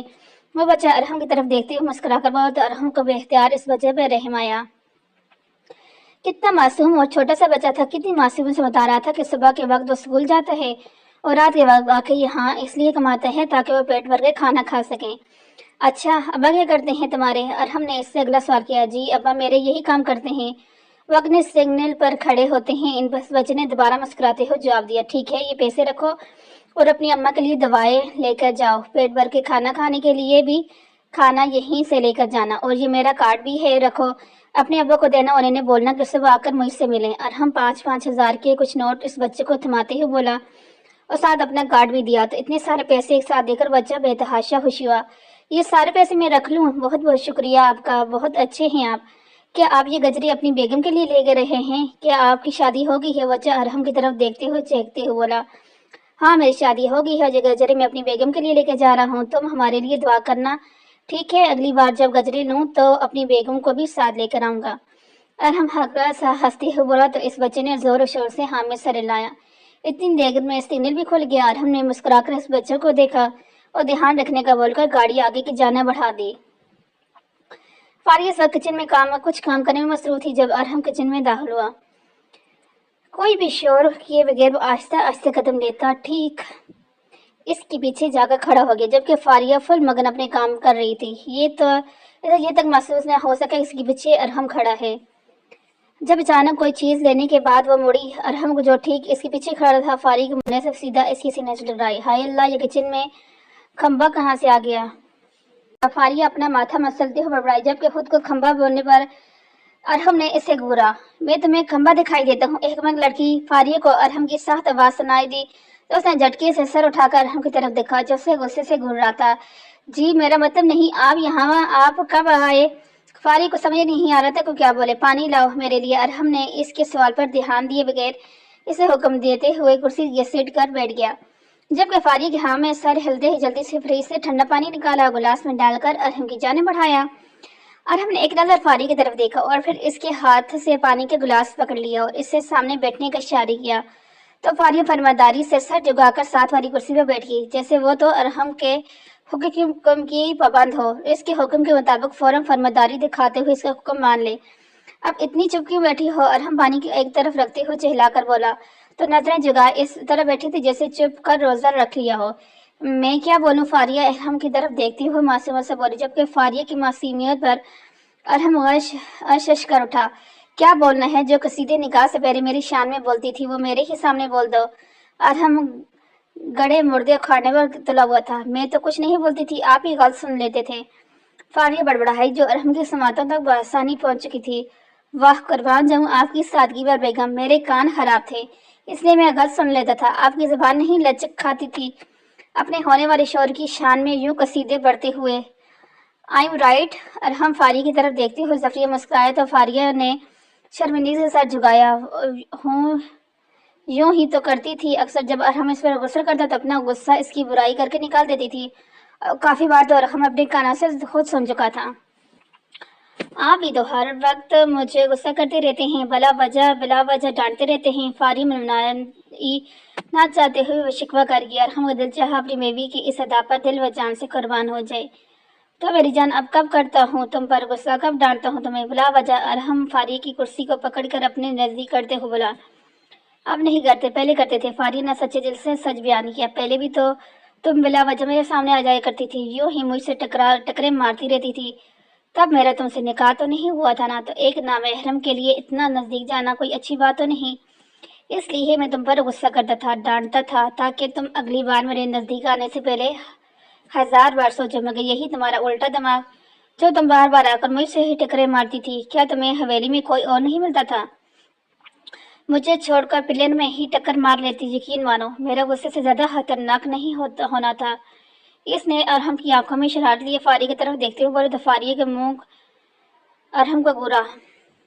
میں آپ سے جان بوجھ کر ٹکر نہیں ٹکراتی تو وہ تو بس اتفاق ٹکر ہو جاتی تھی، اور آپ پیار سے بھی تو سمجھا سکتے تھے۔ آپ نے تو کبھی مجھ سے آرام سے بات ہی نہیں کی۔ اگر آپ آرام سے بات کر لیتے تو شاید دوبارہ میں آپ سے بالکل نہیں ٹکراتی۔ فاریہ بے تمام جھجھاہٹ کو سائڈ پر رکھے بغیر کسی خوف کے ارحم کے نزدیک بیٹھی سے گفتگو کر رہی تھی۔ فاریہ کی بات سن کر ارحم کے مسکراہٹ گہری ہوئی۔ اب تو اس جلی کو کیا سمجھاتا کہ اس کا بار بار نزدیک آنا اسے ایک کڑے امتحان میں ڈال جاتا تھا۔ وہ بھی ایک مرد تھا، اس میں بھی جذبات تھے، اور وہ نہیں چاہتا تھا کہ اس کے بغیر کسی محرم رشتے کے وہ فاریہ کو کوئی غلط نگاہ سے بھی دیکھیں۔ چھوڑو ان سب باتوں کو، اب ہم میاں بیوی ہیں۔ فرق صرف اتنا ہے کہ پہلے تم ٹکراتی تھی تو میں غصہ کرتا تھا، اور اب اگر تم 1000 بار بھی ٹکراؤ گی تو میں غصہ تو بالکل نہیں کروں گا، بلکہ تمہیں اپنے سینے میں جگہ دینے کی صلاحیت ضرور رکھتا ہوں۔ ارحم آنکھوں میں چمک لیے فاریہ کی طرف دیکھتے ہوئے بولا تو اس کی دومانی بات پر فاریہ کے رخسان گلاب بکھرا تھا۔ وہ میں کھانا دیکھ لوں؟ فاریہ نے وہاں سے فرار ہونا چاہا جب ارحم نے اس کا ہاتھ تھام کر اسے دوبارہ کرسی پر بٹھایا۔ بیٹھو یہاں پر، تمہارے لیے کچھ لایا ہوں۔ ارحم نے اپنے کوٹ کی جیب سے کچھ نکالتے ہوئے بولا تو فاریہ نے تعجب بھری نظروں سے ارحم کی طرف دیکھا۔ ارحم نے وہ شاپر فاریہ کی طرف بڑھایا تو فاریہ نے ارحم کو سوالی نظروں سے دیکھتے ہوئے اسے پکڑ لیا۔ ارحم اسے کھولنے کا اشارہ کیا تو اس نے آہستہ آہستہ اسے کھولا، مگر اندر موجود گجرے دیکھ کر اسے خوشگوار حیرت ہوئی۔ ارحم اس کے لیے گلاب کے پھولوں کے گجرے لایا تھا، اس کے لیے یقین کرنا بے حد مشکل تھا۔ یہ آپ میرے لیے لائے ہیں؟ فاریہ حیرانگی ارحم کی طرف دیکھتے ہوئے बोली तो अरहम ने मुस्कुराकर हाँ में सर हिलाया। सच्ची ये तो बहुत प्यारे हैं, thank you so much, Faria चहकते हुए बोली।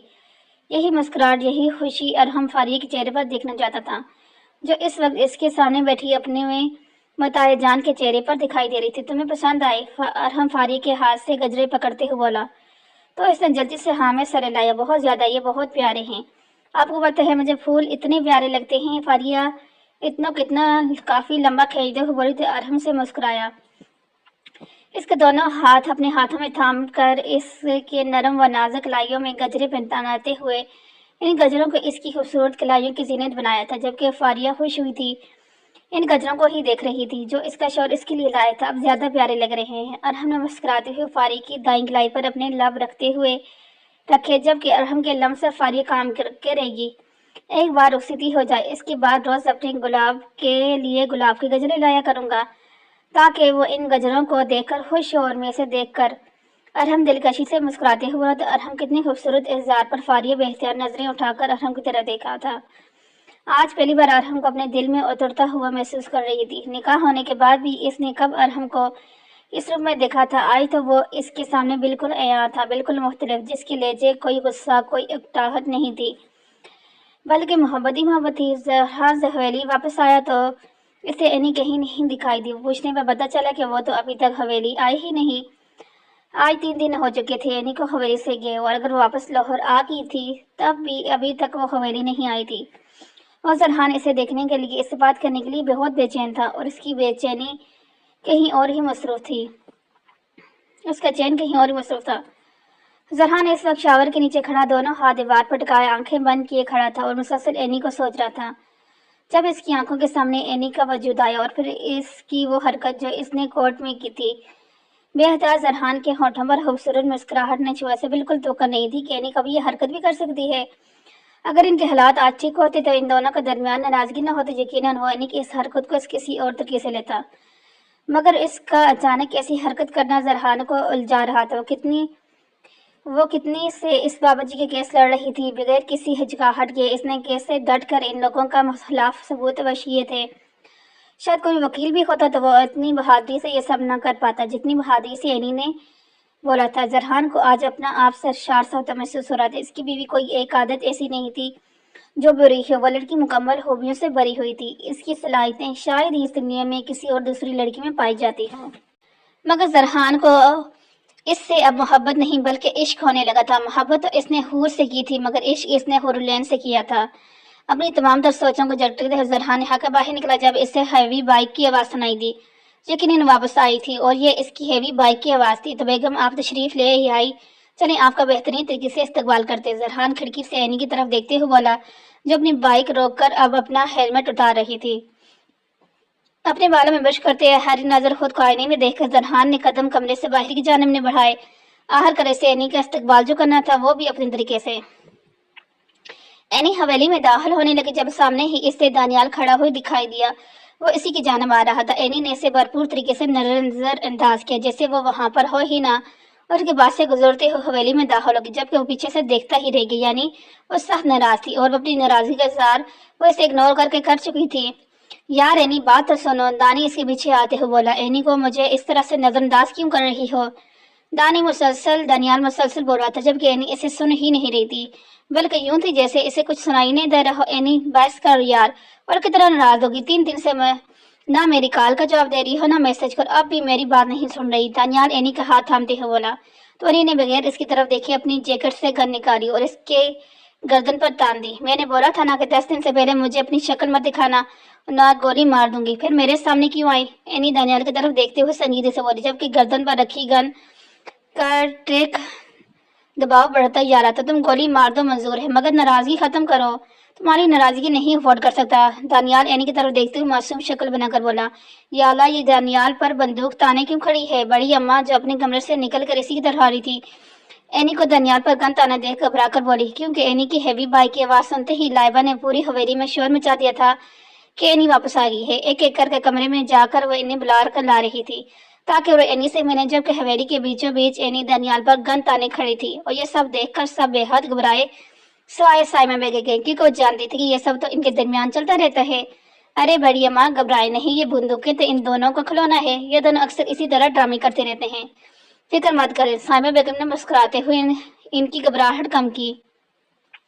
अभी 7 दिन बाकी हैं, अपनी शक्ल गुम करो। मैं तो तुमसे वो कोई फजूल बहस नहीं करना चाहती। एनी अपनी गन वापस अपनी कमर के पीछे हटते हुए बोली, यार एनी यार, आई एम सॉरी ना, आइंदा तुम्हारे हर आर्डर को मानूंगा। अभी नाराजगी खत्म कर बस। दानियाल किसी बच्ची की तरह जिद करते हुए बोला, तुम क्या समझते हो हर बार की तरह तुम इन झूठी तसल्लियों में आ जाऊंगी? मैं एनी दरियाल की बोलती हुई आगे बढ़ी। जब इसने दोबारा इसका रास्ता रोका, देखो दानी, मेरा दिमाग आगे ही बहुत गुमा हुआ है। कोई भी ऐसी हरकत न करना जिसकी वजह से मेरा दिमाग शार्ट हो जाए और फिर मैंने तुम्हें बहुत बुरा पेश आऊंगी। एनी ने दानियाल को वार्न किया। अरे मेरी प्यारी बारबी डॉल, इतना गुस्सा क्यों कर रही हो?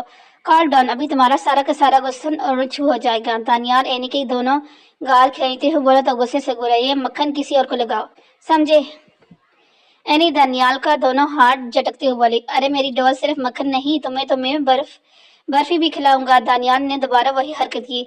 दानी, मैं तुम्हारा मुंह तोड़ दूंगी। एनी को अब गुस्सा आने लगा। अरे अरे मेरे बच्चा, लड़ना नहीं, इस दफा करो, पागल है ये, इस दफा कर पागल है, तुम तो बस गुस्सा मत करो। साइमा बेगम एनी को गले लगाते हुए इसका माथा चूमते बोली। एक तरीके से वो इसे गुस्सा खत्म करने की कोशिश कर रही थी, जो वाकई में 1 मिनट के अंदर अंदर खत्म हो चुका था। आंटी, इसे कुछ समझा दिया करें आप, ये मेरा बहुत दिमाग खाता है। एनी साइमा बेगम की तरफ देखती हुई किसी बच्ची की तरह शिकायत करते बोली। एक बार तो वहां मौजूद सब अफराद हैरान ही रह गए कि इसका ये रूप देखकर। इसने कहा माँ का प्यार और माँ का लम्स महसूस किया था। साइमा बेगम हर मुमकिन कोशिश की थी इसकी माँ बनने की, और कभी कभी तो एनी वाकई में इन्हें अपनी माँ समझकर कभी इनसे जिद कर लेती थी तो कभी इन्हें शिकायत लगाती थी। मेरी जान, में इस गद्दे को बहुत समझाती हूँ, यकीन मानो, मगर इसका दिमाग ही बहुत मोटा है, तुम इस पर ध्यान ना दो। साइमा बेगम ने मोहब्बत से दोबारा इसके माथे चूम तो मुस्कुरा दी। जरहान ने ताज्जुब से साइमा बेगम की तरफ देखा। वो माँ तो दनियाल की थी, मगर एनी की खातिर वो अपने बेटे को 1 मिनट में गलत साबित कर देती थी। क्या कोई गैर औरत किसी की चाहत में अपने औलाद को इस तरह नजरअंदाज कर सकती है? इसके दिल ने इससे सवाल किया, जो अब आया हाँ कर सकती है, अगर वो साइमा जैसी हो तो, जिसमें इंसानियत, एहसास, मोहब्बत की बेतहाशा जज्बात पाए जाते हों। व्हाट गधा मोटा दिमाग, मॉम डस नॉट फेयर यार, आप तो 1 मिनट में पार्टी बदल देती हैं। दानियाल मुंह बनाते हुए बोला, जैसे अपनी माँ की बात से इसे सदमा ही लग गया हो। बरखुरदार, तुम हमारी बच्ची को सताने से कब बाज आओगे? शराजी सिकंदर दानियाल के कंधे पर हाथ मारते हुए बोले। जबकि शराजी सिकंदर को देखते ही एनी के चेहरे पर एकदम संजीदगी छाई, नरम तासरात की जगह सख्ती ने ले ली। मैं फ्रेश कराती हूँ, एनी संजीद से बोली और कदम सीढ़ी की तरफ बढ़ाए, जब एक नरम आवाज ने इसके कदमों को वहीं रोक दिया। मॉम, इस आवाज पर सबने झटके से दरवाजे की तरफ देखा, जहां एक 4 साल की बेहद खूबसूरत सुनहरी बालों वाली एक छोटी सी बच्ची खड़ी थी। इसने पिंक फ्रॉक पहन रखा था, बहुत मासूम गिरे बड़ी बड़ी आंखों वाली गुड़िया को वहां देखकर सब ही हैरान हुए। इस बच्ची के साथ एक लड़का खड़ा जिसने इसके हाथ थामा हुआ था, जबकि दूसरे हाथ में एक बच्ची बारबी छोटा सा बैग मौजूद था। एनी के दिल की धड़कन एकदम से तेज हुई। इसे लगा इसने कुछ गलत सुना है। इसे वही वहम हुआ। इसने पीछे मुड़कर देखा तो ये तो वहम नहीं था, वो वाकई वहां मौजूद थी। मॉम एनी को देखती हुए अपना हाथ इस लड़के के हाथ से छुड़ाती हुई एनी की तरफ भागी थी। वो तेजी से भागती हुई एनी की तरफ जा रही थी और भागकर वो सीधा एनी की टांगों के साथ चिपक गई, जबकि एनी को यकीन नहीं हो रहा था कि वाकई यहाँ पर मौजूद है। इसकी वजूद को महसूस करते एनी नरमी से घुटने के बाद जमीन पर बैठी एनी के बैठने में, और वो जल्दी से एनी के गले लग गई और इसे किस करके हक किया। एनी ने मुस्कुराते हुए आंखें बंद की और सख्ती से इसे खुद में बीज दी। यानी इसे यकीन हो चुका था यह हकीकत है। सब बेहद परेशानी के आलम में इन दोनों को देख रहे थे, जबकि दानियाल और शराजी सिकंदर के चेहरे पर मुस्कुरा दी। यानी इन दोनों को मालूम था कि ये बच्ची कौन थी। मॉम, जरहान के होठों से बेआवाज अल्फाज निकले, यानी एनी की शादी हो चुकी है, मगर ऐसे कैसे मुमकिन है? इसकी शादी तो मुझसे हुई है। जरहान के जहन में एक साथ कई सवाल उभरे। मैंने आपको बहुत ज्यादा मिस किया। वह एनी बच्ची एनी की तरफ देखते हुए बोली, मैंने भी आपको बहुत ज्यादा मिस किया मेरी जान। एनी ने हकीकत से इसके माथों को चुमा और खिलखिलाई। आपको पता है ना, प्लेन में आई हूँ, इतना बड़ा और इतना, अपने नन्हे नन्हे नाजुक हाथों को बड़ा करते हुए बोली। एनी को बता रही थी। एनी का हल्का सा हंसी और इसे अपनी बाजू में उठा लिया और उठ खड़ी हुई। किसके साथ आई हो आप और कौन लाया है आपको? एनी के सुनहरी बालों के माथे से पीछे करते हुए बोली। तो इसने दरवाजे की जानिब इशारे किया, जहाँ एक लड़का इस बच्ची का बैग लिए खड़ा था। एनी ने इसे अंदर आने का इशारा किया तो वो अदब से सब जगह अंदर आ गया, जबकि इसने इस नन्ही सी जान की बातें अभी भी जारी थी। आप मुझे छोड़कर आ गई थी ना, फिर मैं बाद में बहुत रोई थी। میں اتنا زیادہ روئی تھی پر آنی مجھے آپ کے پاس نہیں لے کر آئی، منہ بناتے ہوئے بولی، جبکہ اس کی بات اور اینی کے چہرے پر مسکراہٹ ہی مسکراہٹ تھی، کبھی نہ ختم ہونے والی مسکراہٹ۔ سوری بیبی، بٹ موم کو کام تھا نا، اس لیے انہیں آنا پڑا۔ اور آپ کیوں روئی تھی؟ میں نے آپ کو سمجھا کر آئی تھی نا کہ اچھے بیبی نہیں روتے۔ اینی نے مسکراتے ہوئے اسی گال پر لب رکھے۔ پر بیبی کو جب ماما کی یاد آتی ہے تو ماما وہاں نہیں ہوتی، پھر بیبی کو رونا آتا ہے نا۔ وہ اینی کی طرف دیکھتے ہوئے بے حد معصومیت بڑے لہجے میں بولی۔ اینی نے اس لڑکے کو سامنے صوفے پہ بیٹھنے کا اشارہ کیا اور حجی بچی کو لے کے صوفے پہ بیٹھی، ایک نظر حال میں دہرائی جیسے معلوم ہوا کہ سب شاک کی کیفیت میں سے دیکھ رہے ہیں۔ صدمے سے نکلیں اور بیٹھ جائیں، آپ کو سالوں کے جواب مل جائیں گے۔ اینی ان سب کو ایک نظر دیکھتی ہوئے بولی، ماما آپ کو پتہ ہے ارسل بھائی نے مجھے ڈانٹا تھا۔ اینی ابھی یہ سب کی طرف دیکھ رہی تھی جب اس بچی نے اینی کے گال پر ہاتھ رکھتے اسے اپنی طرف متوجہ کیا۔ کیوں ڈانٹا تھا بھائی میری؟ بیلا کو اینی سامنے بیٹھے لڑکے کی طرف دیکھتے ہوئے بولی تو گڑبڑا گیا۔ میں نے ڈانٹا نہیں تھا، وہ جب لینڈنگ ہوئی تھی تو یہ آگے بھاگ رہی تھی، میں نے صرف اتنے ٹوکا تھا، میری کیا ضرورت کہ میں انہیں ڈانٹوں؟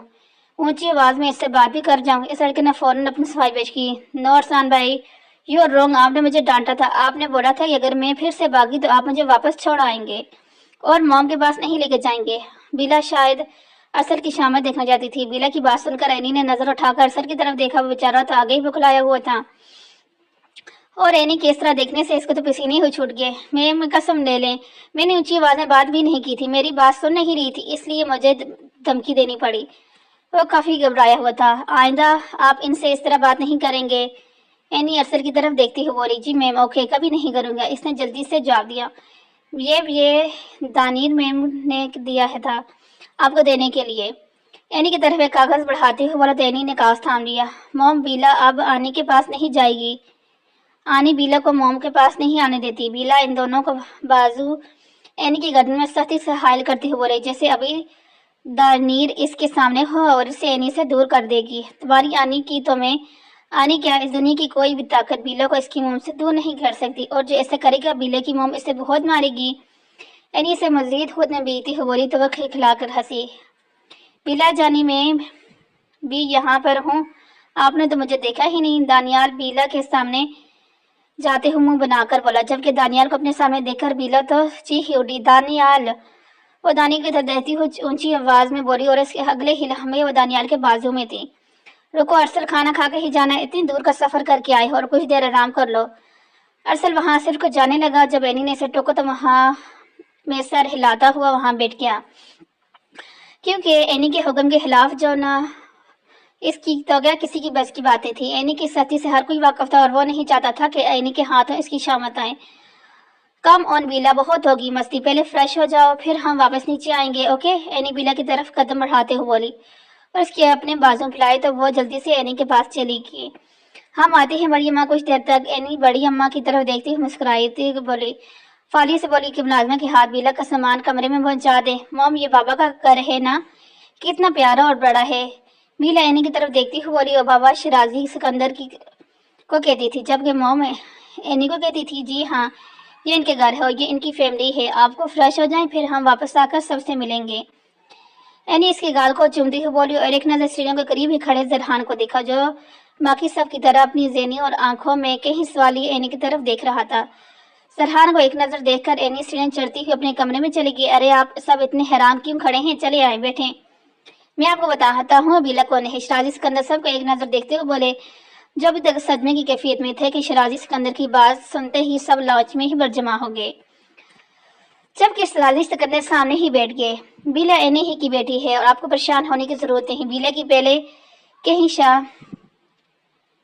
اینی کی پہلے کی شادی نہیں ہوئی، اس کی شادی صرف زرحان سے ہوئی ہے۔ جبکہ بیلا اپنے مشن کے دوران پاکستان آئی تھی، اینی آئی تھی، تب راستے میں ایک بہت ہی بھیانک ایکسیڈنٹ ہوا تھا اور بیلا کی ماں پریگننٹ تھی۔ اس ایکسیڈنٹ کے دوران وہ لوگ کافی زخمی ہو چکے تھے۔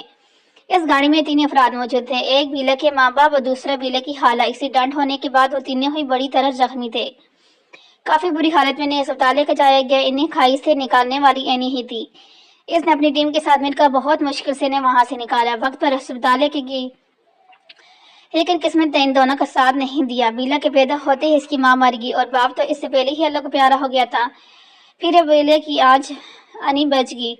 मगर वो कोमा में जा चुकी थी। तब ही बीला की पैदाइश हुई थी और बीला को एक माँ की साथ जरूर थी। एनी इसे अपने साथ ही इटली ले आई। पूरे 4 साल एनी ने बीला को माँ बनकर प्याला, अपने सीने से लगा कर रखा। बीला कोई आम बच्ची नहीं है। एनी सिकंदर के लिए अव्वल दर्जे पर बीला आती है। के बाद ही कोई और शख्सियत। आज से कुछ माह पहले ही बीला की कोई आनी कोमे से बाहर निकली। 4 साल कोमे में रहने के बाद इसकी सेहत पर काफी बुरा असर पड़ा था, मगर वह आहिस्ता आहिस्ता रिकवर कर रही थी। आप सबको एक और बात बता दूं, ना तो बीला एनी के बगैर रह सकती है और ना ही एनी बीला के बगैर। वो पाकिस्तान मेरी शर्त पर आई थी और ये इसकी मजबूरी थी। अगर एनी यहाँ पर है तो वो भी यहीं रहेगी। अगर आप सब में किसी को कोई इतराज है तो बता दें। शराजी सिकंदर सबको एक नजर देखते हुए बोले। अब इन सब के चेहरे मुतमईन थे। कोई परेशानी, कोई हैरानगी इनके चेहरे पर नहीं दिखाई दे रही थी। यकीनन इन्हें इसके सवालों को तमाम जवाब मिल चुके थे। नहीं बेटा, हमें इस बच्ची से भला क्या मसला होगा, और इतनी मासूम और प्यारी है, हमें इसके यहाँ रहने से कोई मसला नहीं होगा, तुम बेफिक्र रहो। बड़ी अम्मा शराजी सिकंदर की तरफ देखते हुए बोली। आप सबको ये बात मालूम होगा कि बीला एनी की बेटी है और एनी बीला की माँ, मगर मैं भी आप सबको कुछ बताना चाहता हूँ। दानियाल सब की तरफ देखते हुए बोला तो सबने दानियाल की तरफ देखा। एनी ने बीला को किस्मत से लड़कर हासिल किया है। जब इसकी पैदाइश हुई थी तब वो इतनी कमजोर थी कि इसका बचना नामुमकिन था। पूरे 2 साल तक बीला को दवाई पर चलाया गया डॉक्टरों ने, और पूरे 2 साल तक एनी एक एक पल इसके पास रही, जरा सी तकलीफ नहीं होने देती। रातों को जाग जाग कर इसने बीला की हिफाजत की। बीला कोई आम बच्ची नहीं है। एनी सिकंदर के लिए इसकी पूरी दुनिया बीला ही बसी है। आप सबको ये बताने का मकसद ये है कि एनी बीला को एक काटना जितनी तकलीफ भी नहीं होने देती। अगर कोई इसे ऐसी तकलीफ पहुंचाए तो वो इसे छोड़ती नहीं है। इसलिए अब आप सब मुहतात रहिएगा। दानियाल शरारत से बोला। यकीनन वो इन सबसे बेरहमी की उम्मीद नहीं रखता था, मगर इसने अपना शोशा भी तो छोड़ना था, क्योंकि इसके अंदर एक अलग ही कीड़ा पाया जाता था जो इसे चैन से टिकने नहीं देता था। तुम्हारे कहने का मतलब है कि हमें इस बच्ची की से कोई मसला होगा और हम इस बच्ची को तकलीफ पहुंचाएंगे। जरहा ने पहली बार दानियाल को मुखातब किया था। मुखातब नहीं, बल्कि वो उसे घूरते हुए बोल रहा था। अरे नहीं नहीं, मेरे कहने का ये मतलब थोड़ी है था, मैं तो बस ये कह रहा था। हाँ, यहाँ के कुछ लोगों का खास मसला है, एनी से ऐसे कोई भी तकलीफ दे देते हैं, मगर बीला का मामले में एनी बर्दाश्त नहीं करेगी और सीधा गोली मार देगी। गोली दानियाल अपने हाथ की पिस्तौल बनाकर जरहान को दिखाते बोला, तो वो बातों ही बातों में इससे पावर करा गया था। जरहान ने एनी को किसी तकलीफ से दुचार किया है। ये मसला तुम्हारा नहीं दानियाल हैदर, ये मेरा और मेरी बीवी का मसला है। मैंने जिस तकलीफ से इसे दुचार किया है, मैं इस तकलीफ का मदावा भी करना जानता हूँ। तुम हमारे मामलात में टांग ना ही अड़ाओ तो बेहतर है। जरहान भी इसी के अंदाजे में बोला। यकीनन वैसे बावर करा गया था कि एनी इसकी बीवी है और अपने मामलात में टांग उड़ाने वालों को बिल्कुल बर्दाश्त नहीं कर सकता। अरे भाई, तुम तो गुस्सा ही हो गए हो। मैं तो तुम्हें मुहताद कर रहा था। वो क्या है ना, मेरी बेस्ट फ्रेंड को मुंह से ज्यादा हाथों और बंदूकों से बात करने की आदत है, इसलिए सोचा तुम्हें बता दूं ना कि सुबह जरहान सिकंदर जख्मी कमरे में पड़ा हो और बाद में मालूम हो कि एक नई तकलीफ पहुंचाने पर हुरुलैन सिकंदर अपने मजाजी खुदा को बुरी तरह पीट चुकी है। दानियाल के अंदाज में भरपूर शरारत छुपी थी, जबकि जरहान इसे बुरी तरह घूर रहा था। तुम्हारी बेस्ट फ्रेंड का तो मुझे नहीं मालूम, मगर तुम अपनी जुबान को बंद नहीं रखते, अगले 1 मिनट में तुम मेरे हाथों बुरी तरह मारे जाओगे। जरहान दानियाल को घूरते हुए बोला, जबकि सब अपनी हंसी दबाने के चक्कर में सुख पड़ रहे थे। वैसे जस्ट इमेजिन, हमारे गांव का सरदार जो 16 कबीलों पर हुकूमत कर रहा है, जब इस सबको ये पता चल गया कि सरदार के सरकार साहिबान इनके हमदाद अपनी मासूम सी बीवी के हाथों बुरी तरह पीटा जा चुका है, तो सोचो इन सब के दिल पर क्या गुजरेगी। दानियाल जरहान को छेड़ने से अभी बाज नहीं आ रहा था, जबकि जरहान अब अपने पैर में पहनी जूती उतार चुका था। इससे पहले कि जरहान का जूता अपने निशाने पर लगता, दानियाल बैठे बैठे ही सोफे फैलाकर बाहर की तरफ भागा था और पीछे से हाल में सबके गैंग छूटे थे। ये इस कमीने को छोड़ूंगा नहीं, यानी इस गांव के सरदार को इतना हल्के में ले रहा है, ये इसकी हिम्मत किस तरह हुई मुझसे इस तरह की बात करने की। जरहान साथ लहजे में बोलता हुआ उठ खड़ा हुआ और दानियाल के पीछे गया, जबकि सबका हंस के बुरा हाल था। पहले तो वो एनी को नहीं छोड़ता था और अब एनी के साथ साथ जरहान की शामिल भी आ चुकी थी, और जरहान एनी की तरह बिल्कुल नहीं था जो दानियाल की बात सुनकर बर्दाश्त कर लेता या फिर इससे नाराज होकर इसे एहसास दिलाए बैठ जाता। वो इस गाँव का सरदार था और एक काबिल जज, एक सख्त इंसान जो दानियाल को सबक सिखाने का बहुत अच्छे से इरादा देता था। इसलिए तो वो इसके पीछे गया था, मगर अफसोस दानियाल जैसे बंदर इसके हाथ कहाँ लगना था। मगर वक्त का इंतजार करते हुए जरहान ने इसकी गर्दन जरूर दबोचनी थी। एनी ने बीला को फ्रेश करवा कर ऐसे कपड़े पहनाकर तैयार करके बैठाया और वह बीला अपने आई पैड अपने हाथ में पकड़े कोई गेम खेलने में मगन थी। जब एनी अभी फ्रेश होकर निकली थी, जब इसके कमरे का दरवाजा नॉक हुआ। इसने दरवाजे पर खड़े शख्स को अंदर आने की इजाजत दी और खुद बीले के पास बेड पर बैठ की, मगर नजर उठाकर सामने नहीं देखा था। शायद वह मुकाबल کے بولنے کی منتظر تھی۔ السلام علیکم، حارث کمرے میں داخل ہوتے ہوئے بولا، جبکہ حارث کی آواز سن کر اینی نے جھٹکے سے سر اٹھا کر حارث کی طرف دیکھا۔ چہرے کے نرم تاثرات ایک دم سنجیدگی میں بدلے تھے۔ اس کے ماتھے پر کہیں بل نمن اضافہ ہوا۔ وعلیکم السلام، یہاں کیا کر رہے ہو؟ اینی نے اسلام کے جواب دینا ضروری سمجھا مگر یہاں آنے کی وجہ ضرور پوچھی۔ مجھے آپ سے کچھ ضروری بات کرنی تھی، اگر آپ کو برا نہ لگے تو ہم کچھ دیر بات کر سکتے ہیں۔ حارث اینی کی طرف دیکھتے ہوئے نرم لہجے میں بولا، نہیں، میں آپ سے کوئی بات نہیں کرنا چاہتی، آپ یہاں سے جا سکتے ہیں۔ اینی بغیر لحاظ کی بولی، میں آپ سے بات کیے بغیر نہیں جاؤں گا، آپ کو میری بات سننی پڑے گی۔ حارث قدم اینی کی طرف بڑھاتے ہوئے بولا تو اینی نے سخت نظروں سے حارث کو دیکھا، مگر شاید وہ آج اپنی بات مکمل کر کے ہی جانے والا تھا، ارادہ رکھتا تھا۔ دیکھو حور، مجھ سے غلطی ہوئی، میں تمہارا گنہگار ہوں، کیونکہ میں نے تمہارے دل آزاری کی ہے۔ یہ تو بہت چھوٹا لفظ ہے، شاید میں نے تو تمہارا دل توڑا ہے، میں ہوں نا، میری غلطی معافی کے لائق نہیں، اور میں چاہتا بھی نہیں ہوں کہ تم مجھے معاف کر دو۔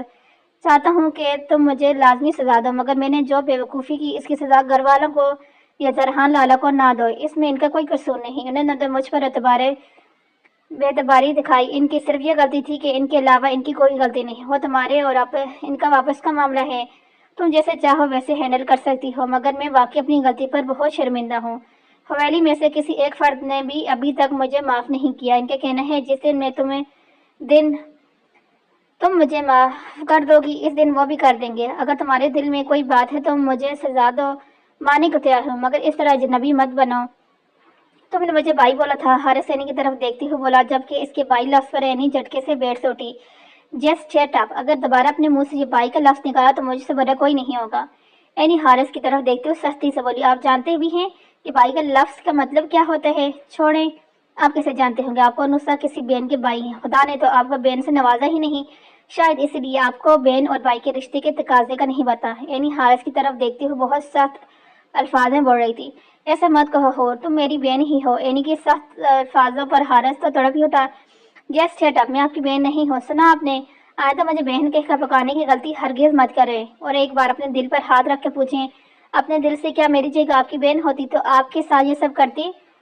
اینی کا ضبط جواب دے رہا تھا، جبکہ حارث اپنے سر شرمندگی سے اٹھا ہی نہیں سکا۔ سچ تو یہ تو کہہ رہی تھی، اگر اس کی جگہ حارث کی بہن ہوتی تو کیا وہ اس کے ساتھ یہ سب کرتا؟ وہ تو کبھی اسے کاٹنا بھی نہ چپنے دیتا، ہمیشہ اپنی پلکوں پر بٹھا کر رکھتا، مگر حور اس کی بہن نہیں تھی، اس لیے تو اس نے جھوٹے رشتے کی آڑ میں چھپ کر اسے دھوکہ دیا، اور اب پچھتا رہا تھا۔ پچھتاوا ہونے کے بعد اسے احساس ہوا کہ حور اس کی بہن ہے۔ اس پچھتاوے اور احساس کو اینی نے کیا کرنا تھا؟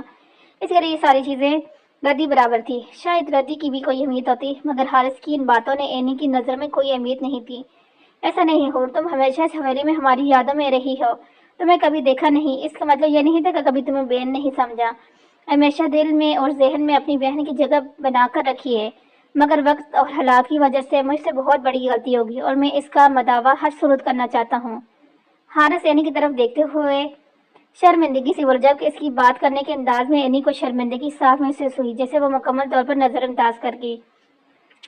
صرف کہہ دینے سے نہ کوئی بہن بن جاتی ہے اور نہ ہی بھائی، رشتے اور حقوق نبھانے پڑتے ہیں، اور جو انسان ان کو نبھا سکے، ان پر برا نہ اتر سکے، اس سے پہلے ہی پیچھے ہٹ جانا چاہیے، مگر رشتوں کی بنیاد کو کھوکھلا نہیں کرنا چاہیے، جیسے آپ نے کیا۔ آپ مجھ سے کس چیز کی امید رکھ کر بیٹھے ہیں؟ معافی کی؟ تو میں نے آپ کو ایک بات بتاؤں، میں کوئی نہیں ہوتی کسی کو معاف کرنے یا سزا دینے والی۔ جو شخص مجھے تکلیف دیتے ہیں، میری روح کو زخمی کرتا ہے، بس شخص میں قطع تعلق ہو جاتی ہوں، اس شخص سے اتنا دور ہو جاتی ہوں کہ کبھی وہ شخص مجھے نظر نہ آئے، مگر یہاں رہنا میری مجبوری ہے، اور قریب میں یہاں سے بھی چلی جاؤں گی۔ اینی بالکل لاپرواہ انداز میں بولی، تم یہاں سے کہیں نہیں جاؤ گی، چاہے تم کبھی مجھ سے معاف نہ کرو، مجھے یہ قبول ہے، مگر تم اس حویلی کو چھوڑ کر کہیں نہیں جا سکتی۔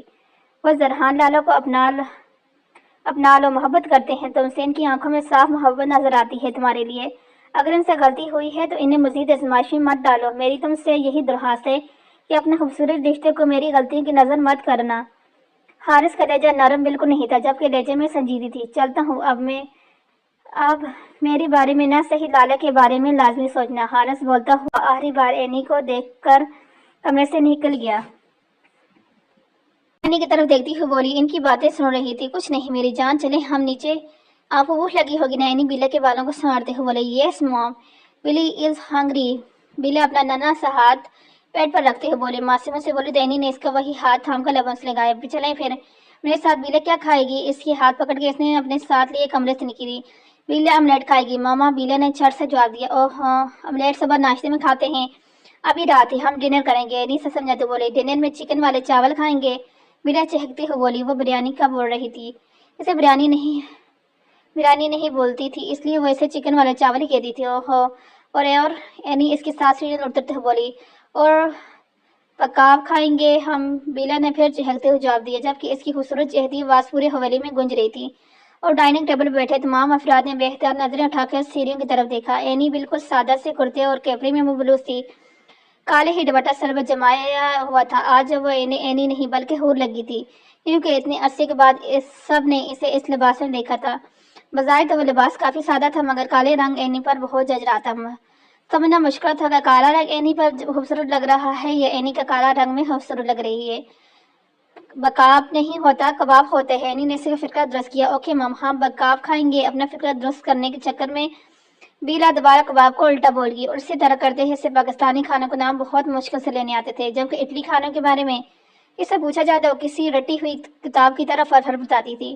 اسے اردو بھی اینی نے بہت مشکل سے سکھائی تھی، جبکہ اٹالین بولنے میں اسے کوئی مشکل نہیں آتی تھی، اور اب وہ اردو بھی صحیح طریقے سے بولنے لگی تھی، مگر کھائے جانے والے کھانوں کے نام اکثر الٹے بول دیتی تھی۔ وہ دونوں بھی اپنی آخری 2 سیڑھیوں کو دہانے پہ تھی، جب بیلی نے 2 سیڑھیاں گٹھی پھلانگنی چاہی۔ اس کے پہلے کہ وہ سیڑھیاں پھلانگنے کی کوشش کرتی، نیچے گر کر بری طرح چوٹ لگواتی، اینی نے اس کا بازو پکڑ کر اپنی طرف کھینچتے ہوئے اسے اپنے بازو میں اٹھا چکی تھی۔ نہیں باز آتی نا، الٹی حرکتیں کرنے سے ابھی نیچے گر جاتی اور پھر چوٹ لگوا لیتی، اور اگر چوٹ لگتی تو پھر میں نے پٹائی کرنی تھی۔ اینی بیلا کو ڈبتے ہوئے بولی، سوری ماں۔ بیلے نے اپنے ہاتھوں سے فوراً اپنے کان پکڑے۔